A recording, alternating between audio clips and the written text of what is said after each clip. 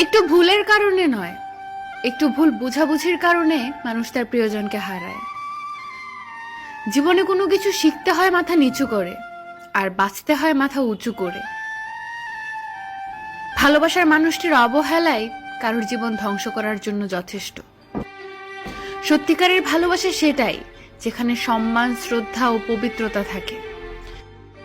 নিজের বাড়ি ভালো হোক কিংবা খারাপ হোক, নিজের বাড়ির মতো শান্তি কোনো রাজপ্রাসাদেও পাওয়া যায় না। তুমি নেই বলে শহরের এত মানুষের ভিড়ে নিজেকে খুব একা মনে হয়। হারানোর ভয় তো সেই বেশি পায় যে সত্যিকারের ভালোবাসে।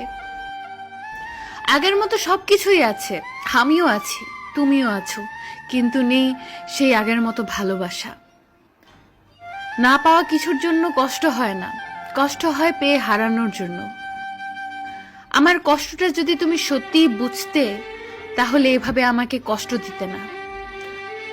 হয়তো কখনো একদিন তুমিও জানবে আমি জন্মেছিলাম শুধু তোমার জন্য।